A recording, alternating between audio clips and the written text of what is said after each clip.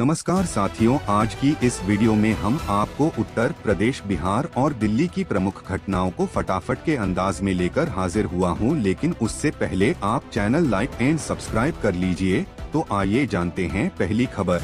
लखीमपुर खीरी में पत्थर ले जा रहे ई रिक्शा से 2 बाइकें टकरा गईं। इस भीषण हादसे में 2 युवकों की मौके पर ही मौत हो गई, जबकि 3 बच्चियां गंभीर रूप से घायल हो गईं। घरेलू कलह से परेशान महिला का खौफनाक कदम। ललितपुर में घरेलू झगड़े से तंग आकर एक महिला ने पहले अपने मासूम बेटे को जहर दिया, फिर खुद भी जहर खा लिया। तीनों की हालत गंभीर है। डिप्टी सीएम ब्रिजेश पाठक का नर्सों के लिए बड़ा ऐलान। राजकीय नर्सेस संघ के अधिवेशन में डिप्टी सीएम ब्रिजेश पाठक ने नर्सों को गृह जनपद में तैनाती और वर्ष 2010 से पहले के रिक्त पदों को पदोन्नति से भरने की घोषणा की। सीएम योगी का उपचुनाव के लिए धुआंधार प्रचार। सीएम योगी आदित्यनाथ यूपी की 9 विधानसभा सीटों पर हो रहे उपचुनावों के लिए ताबड़तोड़ रैलियां कर रहे हैं। उन्होंने अलीगढ़ में विपक्ष पर जमकर हमला बोला।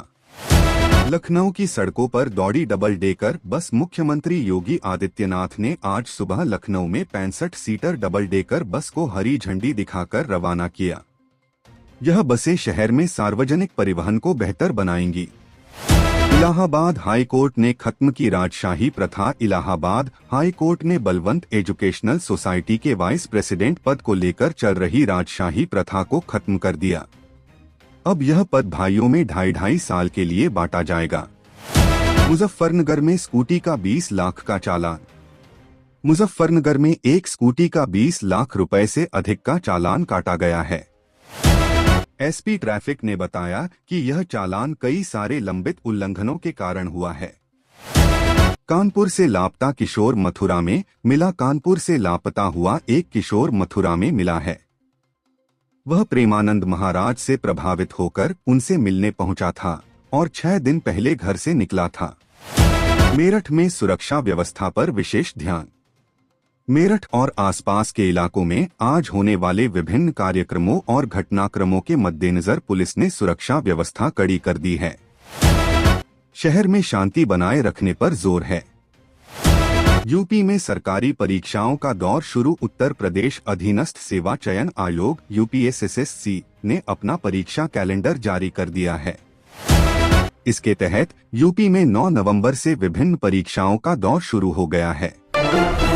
वाराणसी में पीएम मोदी ने दिखाई 4 वंदे भारत ट्रेनों को हरी झंडी। प्रधानमंत्री नरेंद्र मोदी ने वाराणसी से 4 नई वंदे भारत एक्सप्रेस ट्रेनों को हरी झंडी दिखाकर राष्ट्र को समर्पित किया।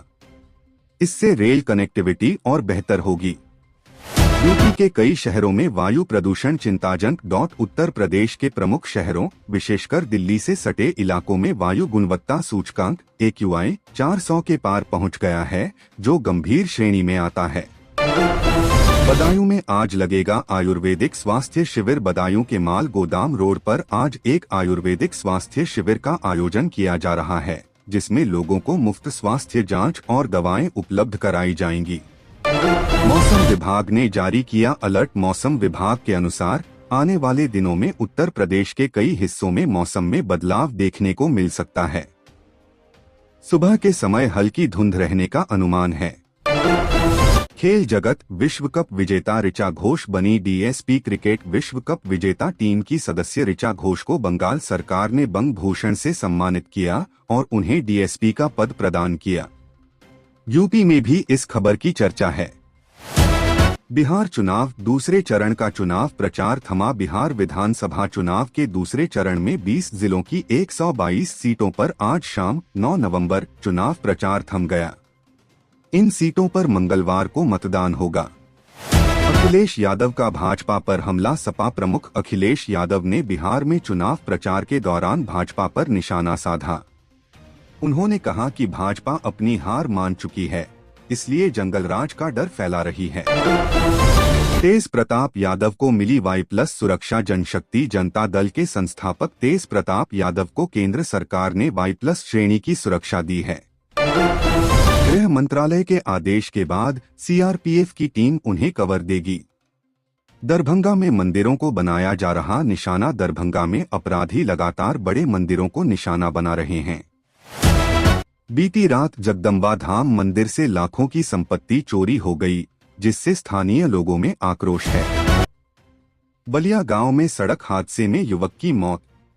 दरभंगा के बलिया गांव में देर रात एक तेज रफ्तार बाइक की ठोकर से एक युवक की मौके पर ही मौत हो गई। पुलिस मामले की जांच कर रही है।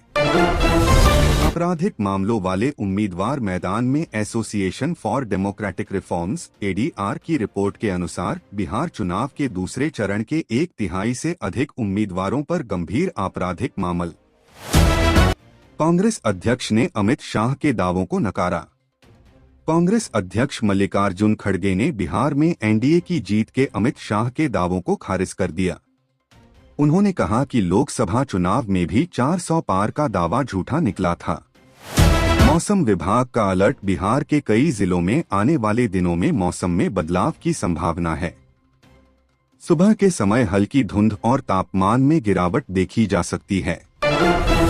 बिहार में भूमि सर्वेक्षण का काम जारी। बिहार सरकार राज्य भर में भूमि सर्वेक्षण के काम में तेजी ला रही है। यह प्रक्रिया भूमि विवादों को सुलझाने और डिजिटल रिकॉर्ड बनाने में मदद करेगी। अंत तक बने रहने के लिए धन्यवाद।